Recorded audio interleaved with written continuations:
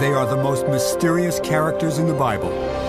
They journey from an unnamed land to Bethlehem, bearing gifts for the Christ child, and then they disappear. They are the first Christian pilgrims, but we don't know where they came from or where they went. The Three Kings are one of the Bible's greatest mysteries.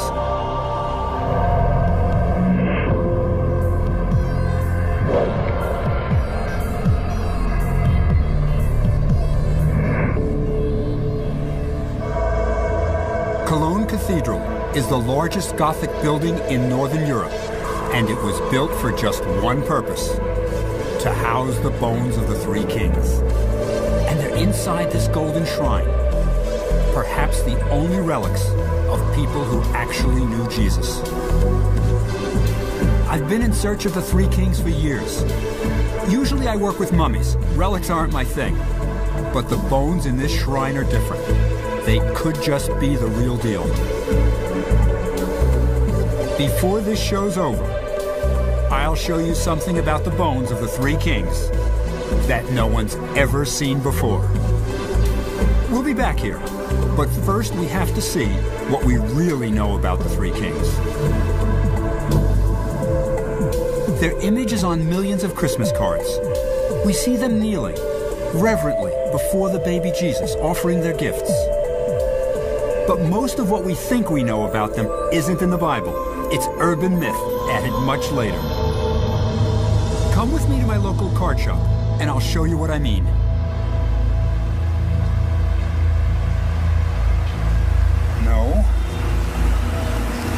No, won't do. Here, look at this one. Yeah, this will be good. What's on the card that's not in the Bible? The crowns. The Bible doesn't say they were kings. That was added later. And the comet. Most astronomers agree the kings weren't following a comet. They weren't even following a star. But we'll talk about that later. Let's keep going. No. Here, look at this. The camels are good. The Three Kings almost certainly came by camel. But you know what? The Bible doesn't even say there were three. Let's see what it does say. In the Bible, there are 4 versions of the life of Christ, the 4 Gospels. But the Three Kings are only mentioned in one, the Gospel of St. Matthew. The earliest copy of the Gospel of St. Matthew is here in Magdalen College, Oxford. It's just a few fragments bought by a tourist in Egypt in 1901. But scholars now believe that they were written within living memory of Jesus. So the story of the Three Kings is one of the earliest Christian accounts we have. Their story is given only a few lines in Matthew's Gospel. Wise men, following a star, came from the east to Jerusalem and asked its ruler Herod the Great, "Where is he that is born King of the Jews?" Herod sent them to Bethlehem, where they offered gifts of myrrh, frankincense, and gold. And then they disappear, as mysteriously as they appeared.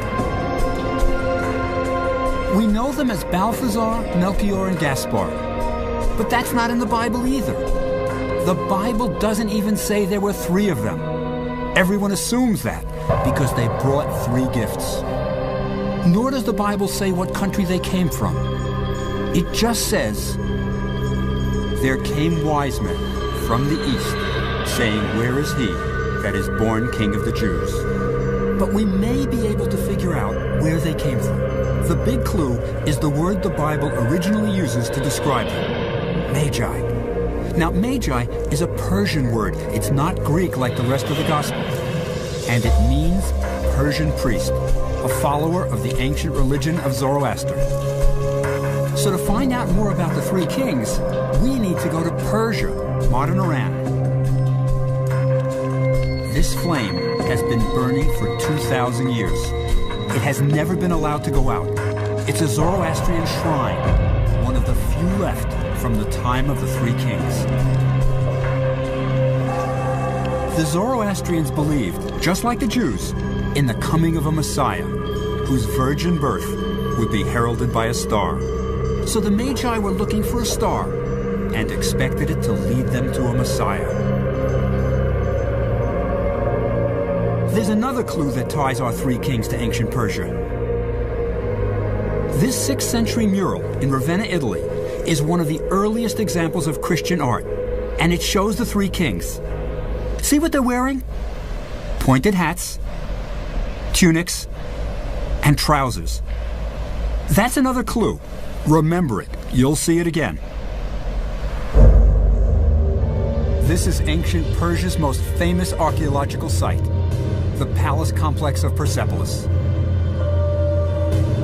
It's ruined, but it gives us one more clue to the origin of the three kings. And that clue is here, on the great east staircase leading to the heart of the palace. Here the Persians depicted the different people within their empire.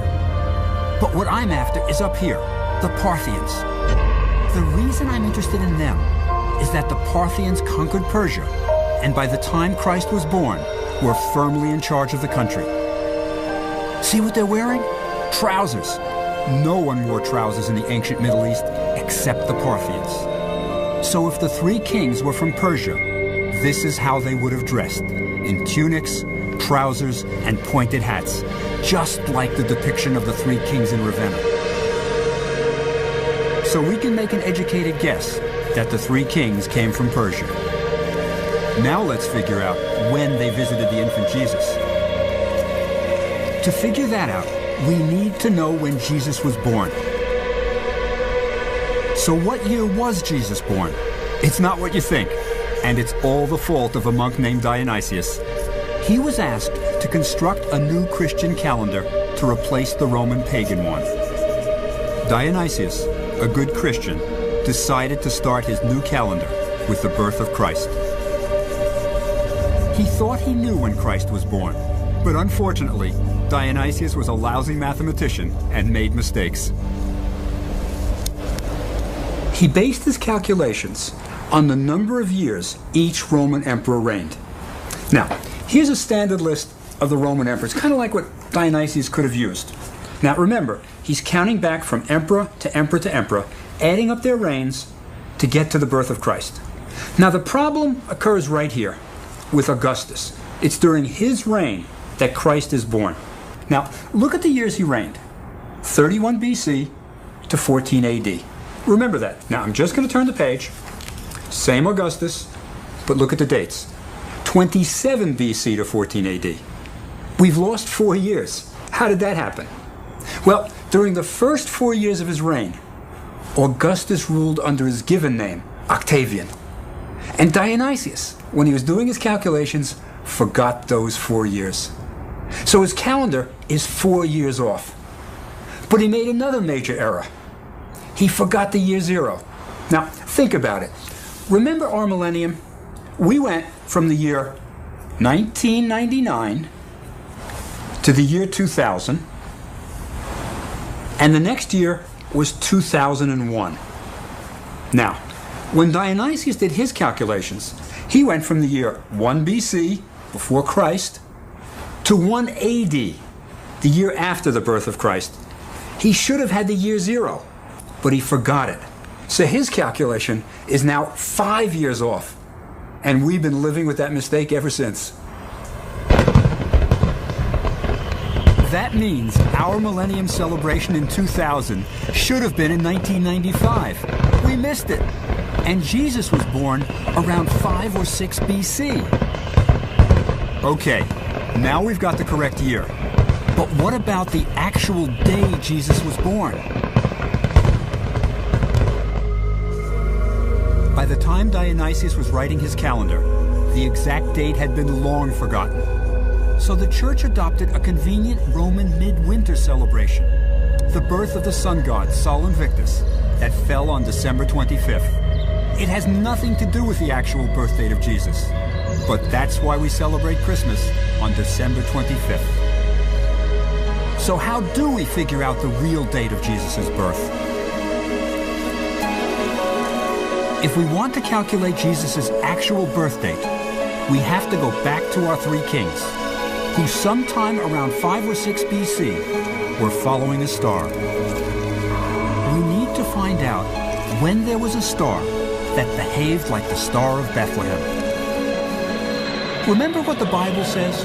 Our 3 wise men from the east saw the star announcing Christ's birth that led them to Herod's court in Jerusalem. Now, if we can find out when, around 5 or 6 BC, such a star appeared, we can pinpoint Jesus' birthday. The Bible tells us this star wasn't visible to them all the time. It reappears as they leave Jerusalem and head south the few miles to Bethlehem. And lo, the star went before them till it came and stood over where the young child was. So the star we're looking for leads the 3 kings from ancient Persia to Jerusalem, then disappears, only to reappear again in the south, leading them to Bethlehem. What kind of star could do that? For centuries, people have been trying to figure out what guided the 3 kings. But no one has come up with a theory that fits the Bible's description. Until now, let me introduce you to the man who has just solved the problem. The solution to the mystery of the Star of Bethlehem begins with this coin. It's Roman and shows a ram looking back at a star, and started Professor Michael Molnar, he's the one on the right, an astronomer at Rutgers University, on the trail of the 3 kings. Now, Professor Molnar is not only a professional astronomer, but also an expert on ancient astrology, the idea that the position of the stars and planets above influence human activity below. Molnar knew that ancient astrologers associated the sign of Aries the ram with Judea. This coin got Molnar thinking, what event in the sky, in the sign of the ram, could the 3 kings have seen? Mike, can you show me what the 3 kings would have seen in the sky?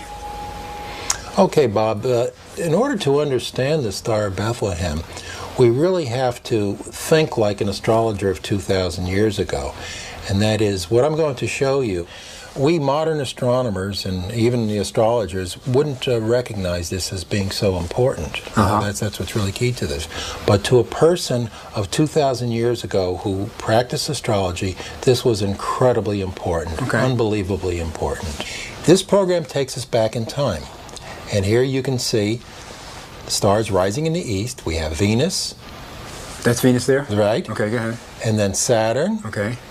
And then over here, we can't even see it. It's the moon. It's very close to the sun. And let's just stop it at this point over here. And we have Jupiter. And this is Jupiter. Jupiter is really the key player here, because Jupiter in those times was the regal star. That is the star of new kings. So Jupiter, you call it the regal star. It's really a planet, but they viewed it as a star, and this was the thing that determined kingship, when a king's born, that kind of thing? Exactly, Bob.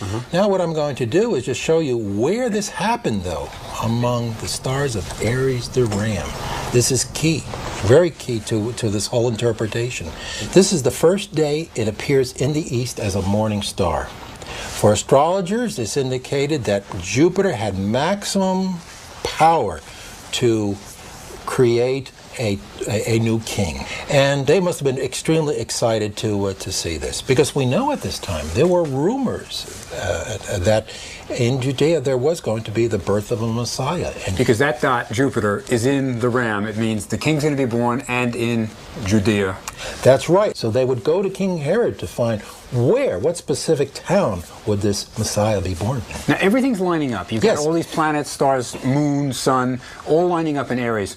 How unusual is it? I mean, is it rare, super rare? The essential parts here of having Saturn in Aries, Jupiter, the moon, and the sun, that was once a lifetime. That was 70 years. But you cannot ignore the other planets, and that's what's very important here. And what we have in this day is that just about all of them are collecting in Aries the ram, or they are very close. They're on either side of Aries the ram.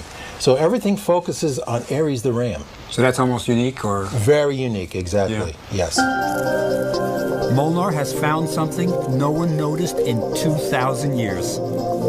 At the time of Christ's birth, something absolutely unique was happening in the skies, but you had to be a skilled astrologer to know it. The signs told you a king of kings would be born in Judea.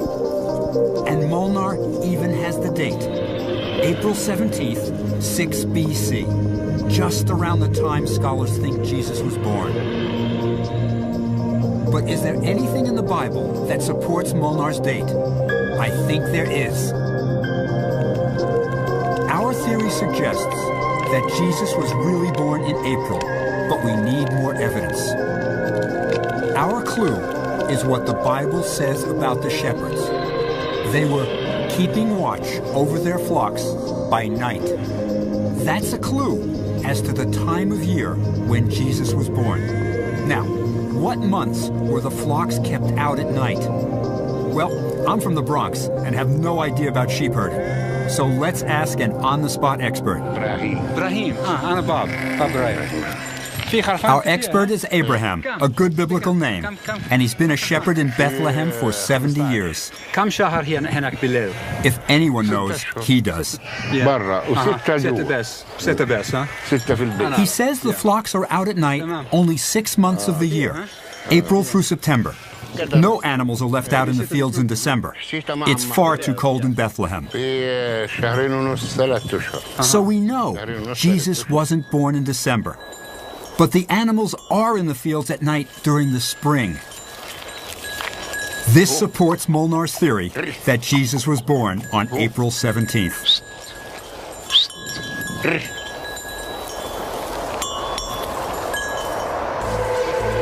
Molnar believes that the three kings, watching the sky in the east, would have seen these signs and then set out for the long journey to Jerusalem to greet the new King of the Jews. To travel from Persia to Jerusalem 2,000 years ago was no small thing. As the crow flies, it's almost 1,000 miles, straight through the Arabian desert. And remember, the three kings saw the signs in the heavens on April 17th. Summer was about to begin. To avoid the blistering heat, they may have waited till September before starting out on their journey. Now, they're starting out in Persia. This is modern Iran. And Jerusalem's over here. But they're not going to take the direct route. They'd have to cross a vast desert. What I think they do is they leave Persia, go into modern Iraq, past ancient Babylon, and follow the Tigris and Euphrates rivers. They've got a water source. Then, at the narrow point of the desert, they cross it to Aleppo. From Aleppo, it's an easy route down to Jerusalem. Now, I can't be sure that this is their exact route, but what I am sure of is it took them months to get to Jerusalem. But why go to Jerusalem and not straight to Bethlehem? Well, the star they were following only led them to a general area, the country of Judea. The sign on April 17th said a great king would be born in Judea. It didn't indicate the city. By the time they reached Jerusalem, the capital of Judea, it was winter. The infant Jesus was now several months old. Unfortunately for our three kings, they were entering dangerous territory. Herod, the king the Romans had placed on the throne of Judea, was given to violent rages.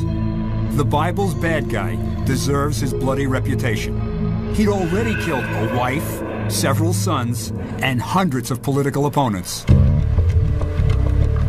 But he was also one of the greatest builders of all time.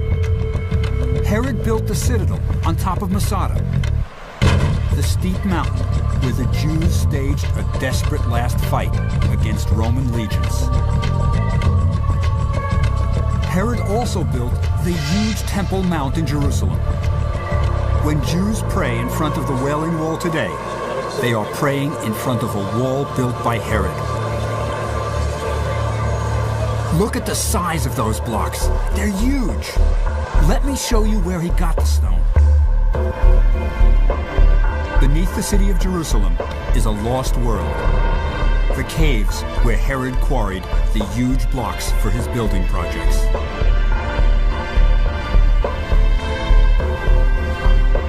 Once, hundreds of masons worked by the light of oil lamps, cutting the blocks for the Wailing Wall and the second temple that it enclosed.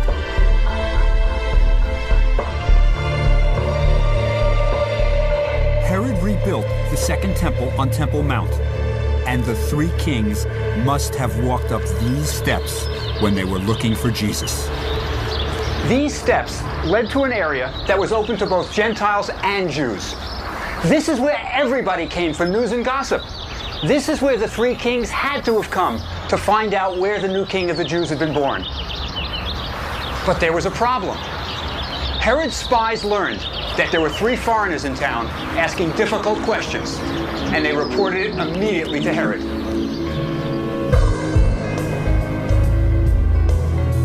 In the fall of 6 BC, when the three kings were in Jerusalem, Herod was not a happy camper. He had all kinds of ailments and was in constant pain. For relief, his royal galley rowed him across the Dead Sea to the therapeutic baths at Zara Springs in present-day Jordan.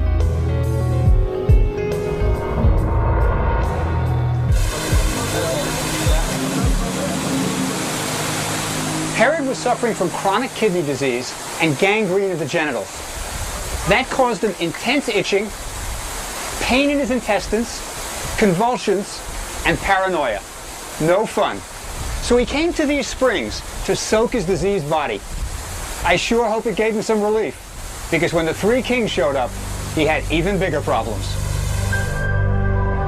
You've got a paranoid king in constant physical pain who is told that three foreigners are wandering around Jerusalem asking, "Where is he that is born King of the Jews?"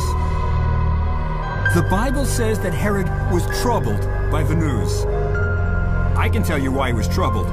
There was a prophecy that a Messiah would come and free the Jews from Roman oppression. If that happened, Herod was history. But in spite of his terrible pain, itching, and paranoia, Herod kept his cool. He summoned his priests to find out if they knew anything about the new king of the Jews. They were probably aware of several Old Testament prophecies that the king of the Jews would be born in Bethlehem. So they told him Bethlehem was the birthplace of the new Messiah. On a December evening, 2,000 years ago, Herod held his meeting with the three kings here in his headquarters in Jerusalem. The Bible tells us it was in secret. You see, Herod didn't want everybody knowing there was a new king of the Jews born who could replace him. So he sent the three kings off to Bethlehem, and he said, "When you find him, send me word so that I can come and worship him too." Herod wasn't about to worship the new king, but he knew that if he sent his soldiers, the child would be hidden. Herod was using the three kings for his own devious purposes. Probably worried by Herod's violent rages, the three kings left immediately, traveling at night through the streets of what is now the Armenian section of Jerusalem. It was a 5-mile journey to Bethlehem, and once again, the Bible says they saw a star. Matthew tells us that as they set out, the star went before them till it came and stood over where the young child was. For centuries, people have been wondering what it could possibly mean. But now we know.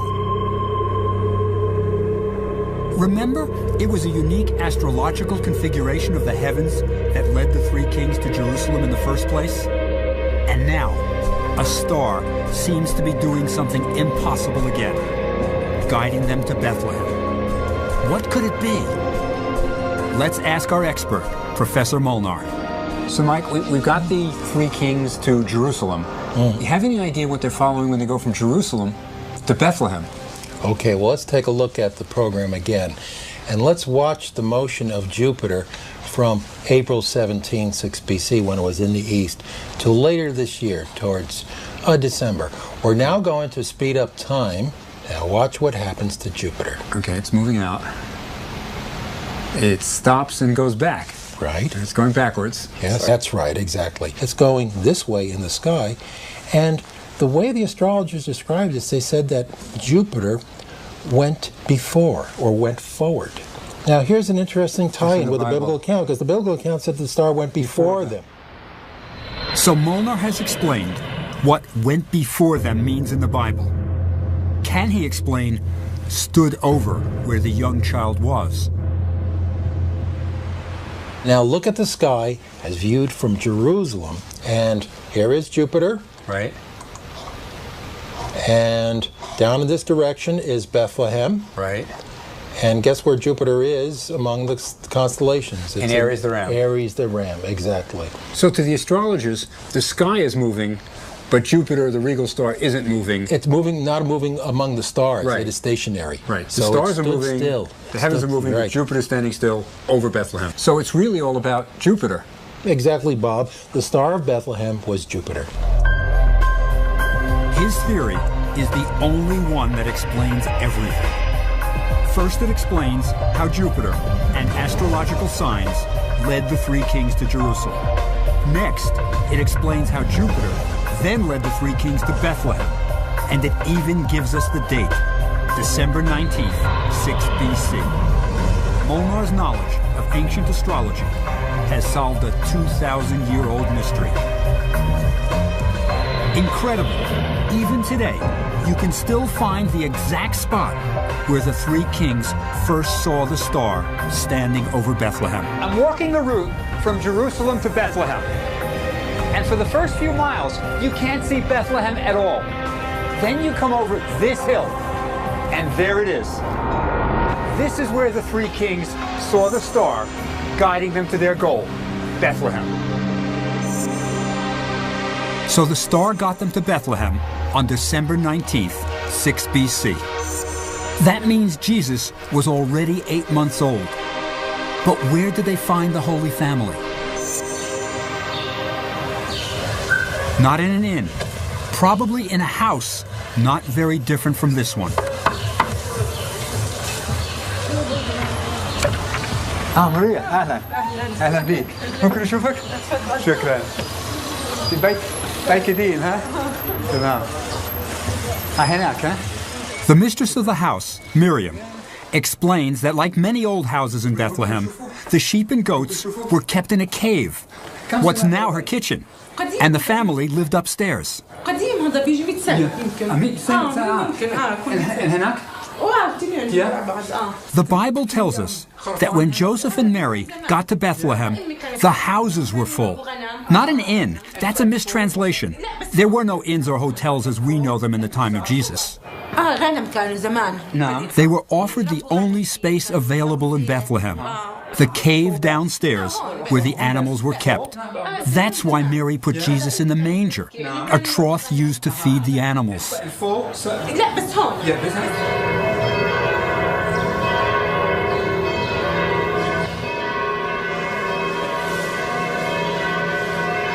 This is the Church of the Nativity. It's built right over a small rough cave, just like Miriam's kitchen. It is said that this is where Jesus was born.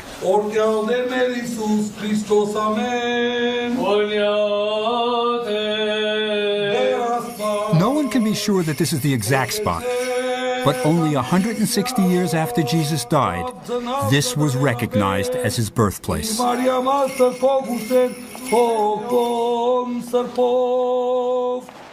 So here, in this cave, the three kings gave Jesus the gifts they had brought all the way from Persia: gold, frankincense, and myrrh. Why these three gifts? Well, gold is easy. It was the most precious metal in the world, an obvious gift for the three kings to bring.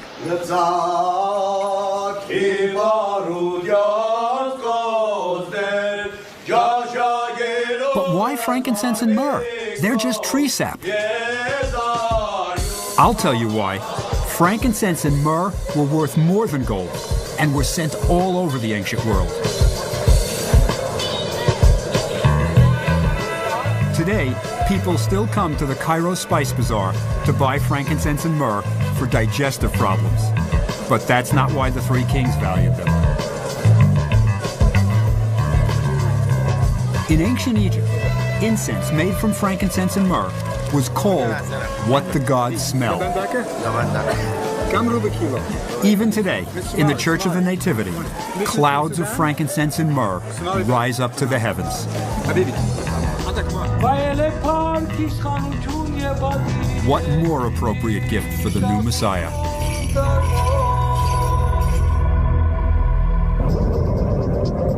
So the real story of the three kings forces us to change our idea of the Nativity. Jesus wasn't born in an inn. It was the area of a house where animals were kept. The baby Jesus is still fine in the manger, but the three kings weren't there for the Nativity. By the time they got to Bethlehem, Jesus wasn't a newborn. He was practically crawling. But the shepherds are okay. They were there. We also have to give up the idea that the nativity scene took place on December 25th. Jesus was probably born on April 17th. But I don't think we're about to change Christmas. So now it's time for the three kings to return home. But what to do about Herod's request to tell him the exact location of Jesus? The Bible tells us something very interesting happened now. And being warned of God in a dream that they should not return to Herod, they departed into their own country another way. Now it's interesting that this information came to the three kings in a dream, because Persian magi were supposed to be able to do magic and interpret dreams. Our word magic comes from magi. Remember those pointy hats the magi wore? That's the origin of our wizard's hat, from Merlin to Harry Potter. Dreams would have been right up the three kings' alley. Magi were famous in the ancient world for interpreting dreams. The three kings may have even had a dream book. One where if you had a dream, you could look it up and see what it meant.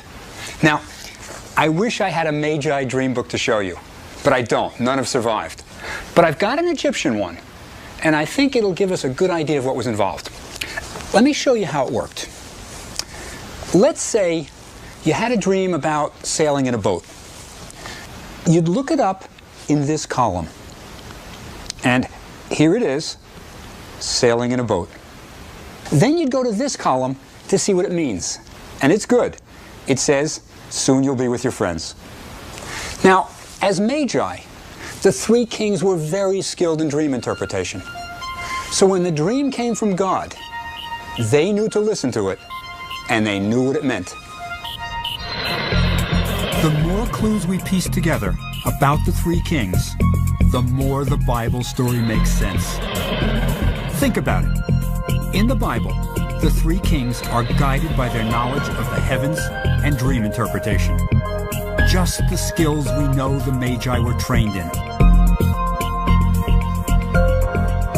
So thanks to the dream, the three kings returned home another way, without letting Herod know where Jesus was.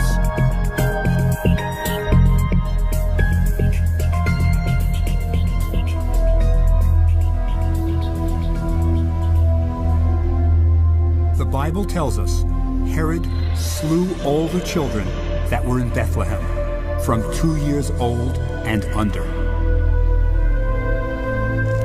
In an underground cave near the Church of the Nativity in Bethlehem, you can see bones purported to be those of the innocents slain by Herod.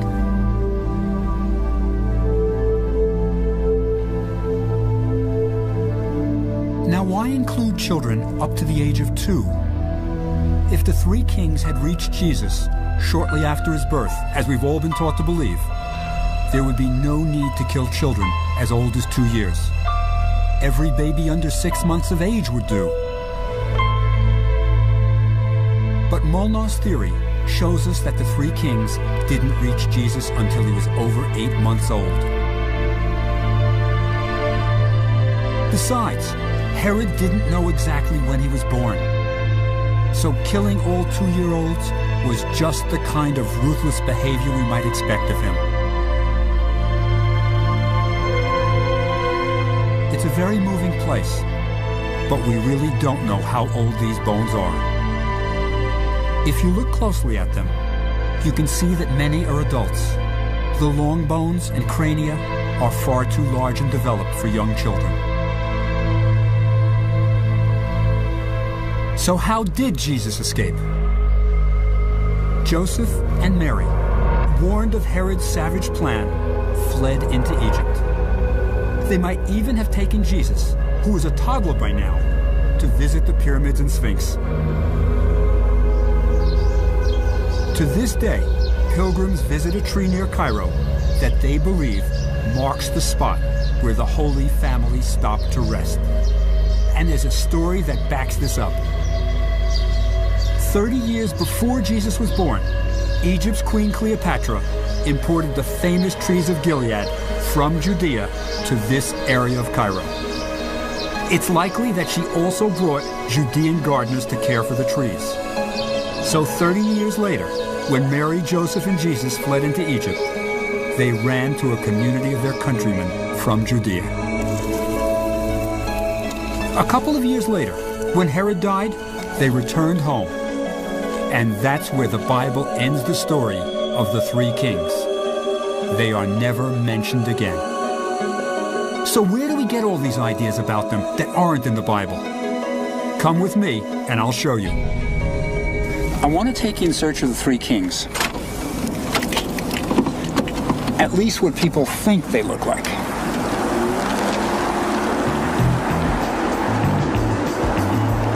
When I was a kid growing up in the Bronx, they used to have fabulous Christmas lights in the Italian neighborhoods. And somebody always had a nativity scene. And that's what I want to find, a really great nativity scene. No, that's not it. Frosty the Snowman won't do. No.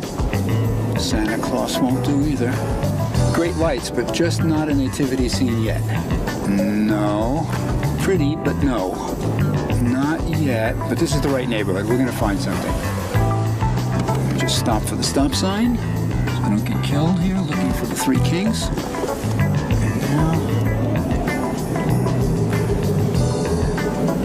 Not yet. That's nice. There it is. Let me just pull over. I think we've got our three wise men here. There it is. Come on.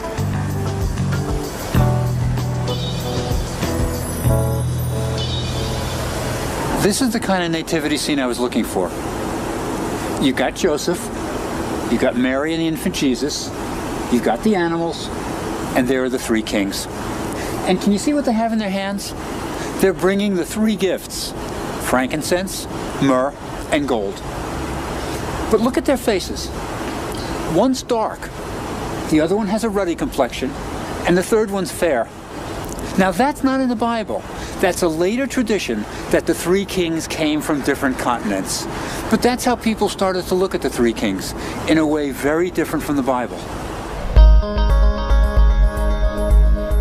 Let's look at our 6th century Ravenna mosaic. You remember, where we saw the three kings with pointy hats and trousers? Look closely at their faces. One has a white beard. He's old. One has a black beard. He's middle-aged. And the young one has no beard at all. So as early as the 6th century, there was a tradition that the three kings were of different ages. There's another tradition, that they were buried together. And you know, they might just still be together, but in a place you'd never expect. The last stop on our three kings' incredible journey is a place you would never guess in a million years. Cologne, Germany.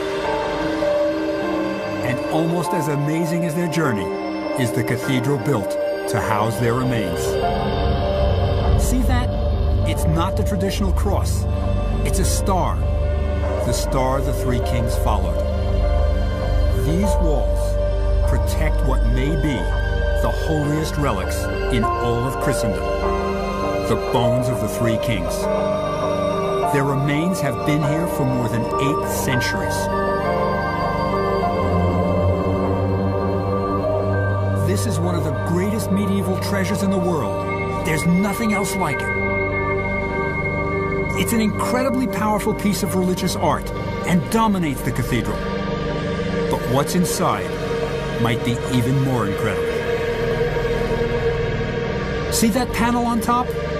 It's removable. And just behind it are the skulls of the three kings.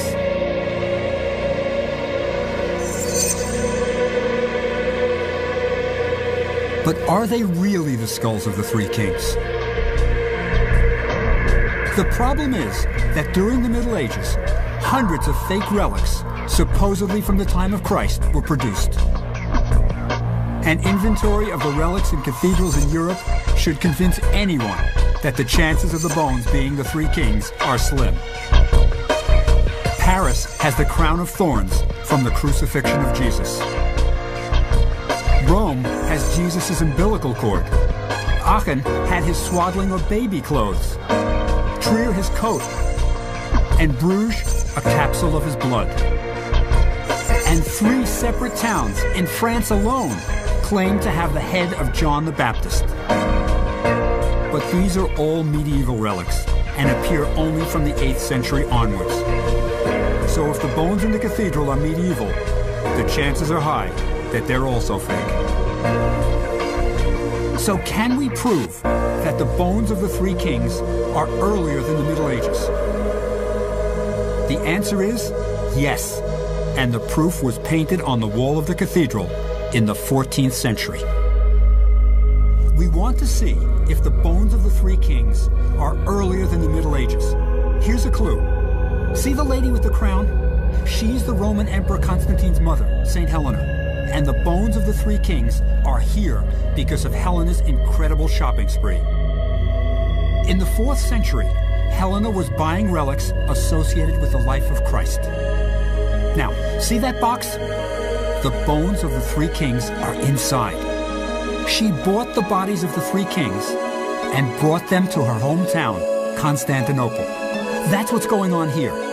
But Constantinople was just the first stop for the three kings. This painting shows the bones arriving in Cologne some 800 years ago. Now think about what the paintings on the wall tell us. The relics can't be medieval forgeries.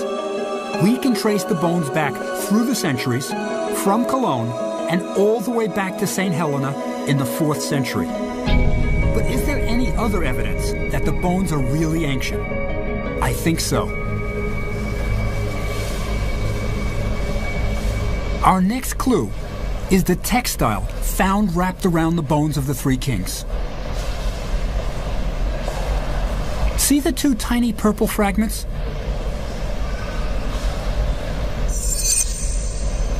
The dye comes from Phoenicia. It's the right area, the Middle East. It's not made in Europe. And the weave is Syrian, from the 2nd or 3rd century. Far too old for the usual medieval forgery. We are still in the ballgame. We may just have the real thing. The cloth is neat, but my specialty is mummies, and I'd love to get my hands on the bones. But no one's been permitted to examine them in centuries. But I have plan B. I've got the only photo of the skulls behind the panel. Here we go, kid! Back up!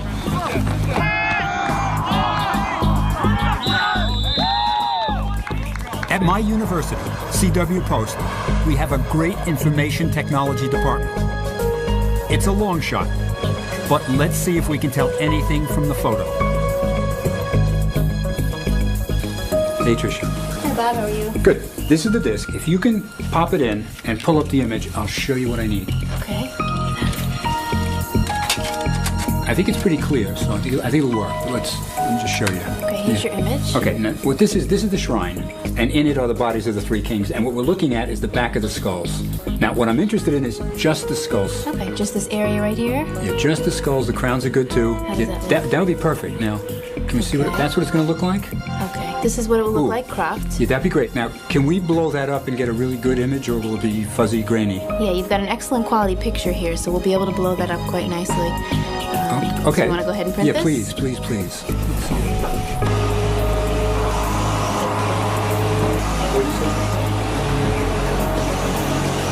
It's cutting it loose. That's it. Ooh, fabulous.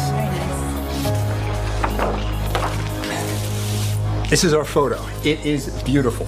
I think we're going to be able to figure out something. But let me show you what I want to look at. These are the backs of the skulls of the three kings. Now, this area here is called a suture. The skull is made up of several bones, and those bones meet at the sutures. Now, let me show you a real skull of a young person right here. You can see the sutures. Now, because this is a young individual, the sutures are still open, clearly visible. As you get older, they knit, they get tighter. Now, this is a real skull of an old person, and you can see the sutures are gone. You can hardly see them. They're tight. Now, let's look at our three kings. This skull here, just like this one. It's a young person. Sutures are open. This king, you can see some of the sutures here. Not fully closed, but not really open. This is a middle-aged person. And over here, we've clearly got an old person where you can't even see the sutures. It's fully closed. It's really neat. That story that for centuries was going around about the three kings, one being young, one being middle-aged, one being old, this confirms it. These bones really are of a young, middle-aged, and old person.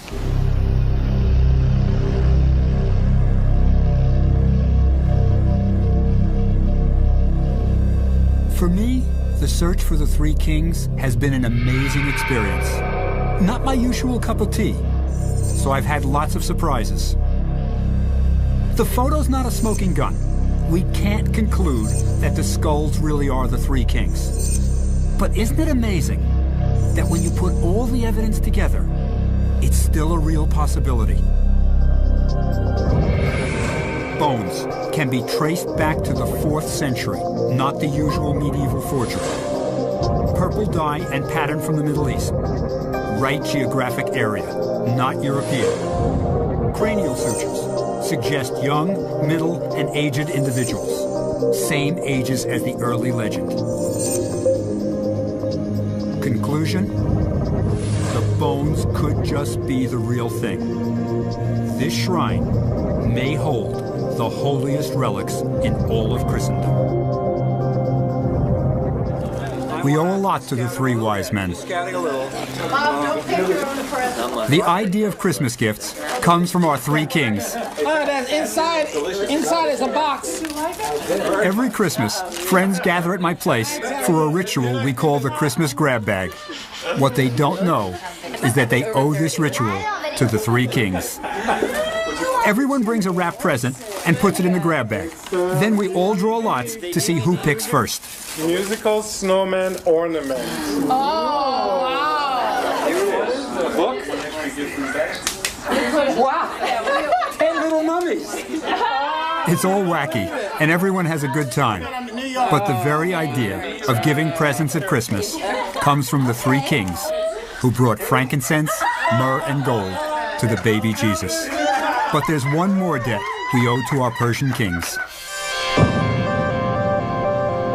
Ancient Persians shook hands. This was never a Greek, Roman, Egyptian, or Hebrew custom. Other cultures saluted, bowed, hugged, kissed, or even raised their hats. But handshaking was a Persian gesture of friendship and honesty. So every time you shake someone's hand, think of the three kings and their incredible journey.